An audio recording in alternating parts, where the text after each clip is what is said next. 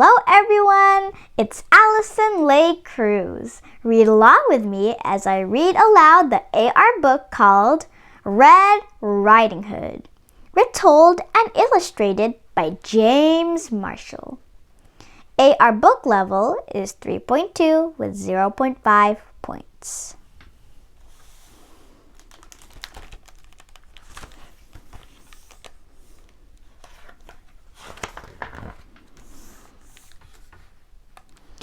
A long time ago, in a simple cottage beside the deep, dark woods, there lived a pretty child called Red Riding Hood.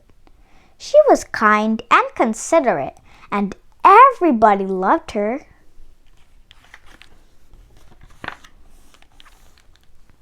One afternoon, Red Riding Hood's mother called to her. "Granny isn't feeling up to snuff today," she said, "so I've baked her favorite custard as a little surprise. Be a good girl and take it to her, will you?" Red Riding Hood was delighted. She loved going to Granny's, even though it meant crossing the deep, dark woods.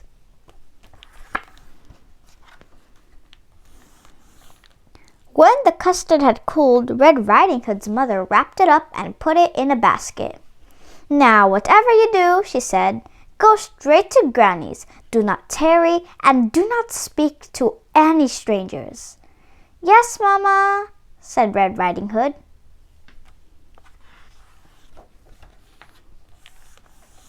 Before long, she was in the deepest part of the woods. "Ooh," she said, "this is scary." Suddenly, a large wolf appeared. "Good afternoon, my dear," he said. "Care to stop for a little chat?" "Oh, gracious me," said Red Riding Hood. "Mama said not to speak to any strangers."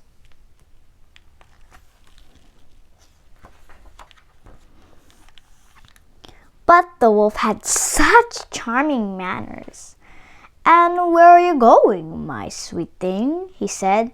"I'm on my way to visit my granny, who lives in the pretty yellow house on the other side of the woods," said Red Riding Hood. "She's feeling poorly, and I'm taking her a surprise." "You don't say," said the wolf. Just then he had a delightful idea. "No reason why I can't eat them both," he thought. "Allow me to escort you," he said. "You never know what might be lurking about." "You're too kind," said Red Riding Hood. Beyond the forest, they came to a patch of sunflowers. "Why not pick a few?" suggested the wolf. "Grannies love flowers, you know." But while Red Riding Hood was picking a pretty bouquet, the clever wolf hurried on ahead to Granny's house.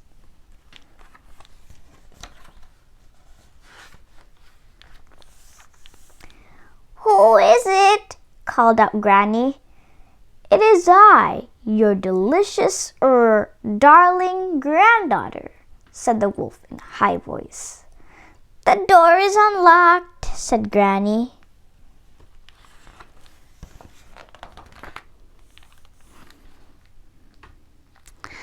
"Surprise!" cried the wolf. Granny was furious at having her reading interrupted. "Get out of here, you horrid thing!" she cried. But the wolf gobbled her right up. He didn't even bother to chew. "Tasty," he said, patting his belly. "So tasty." Just then he heard footsteps on the garden path. "And here comes the dessert." And losing no time, he put on Granny's cap and glasses, jumped onto the bed, and pulled up the covers.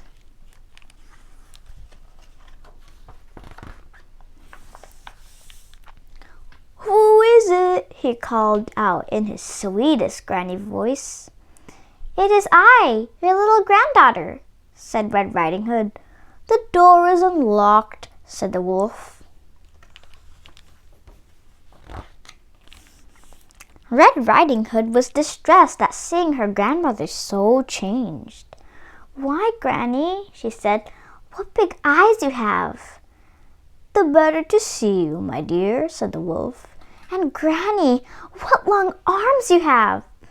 "The better to hug you with, my dear," said the wolf.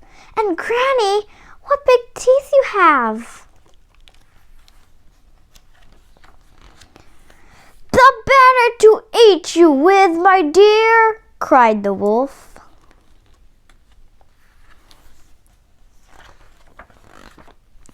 And he gobbled her right up. "I am so wicked," he said, "so wicked."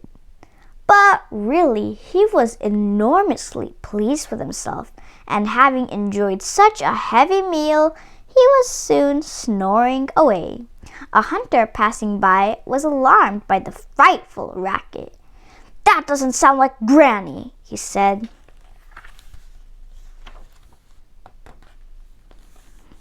And so the brave hunter jumped in the window, killed the sleeping wolf, and cut him open. Out jumped Granny and Red Riding Hood. "We're ever so grateful," said Red Riding Hood. "That wicked wolf won't trouble you again," said the hunter. "It was so dark in there that I couldn't read a word," said Granny.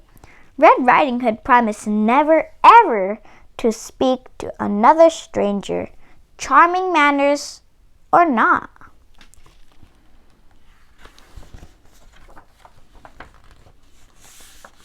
And she never did.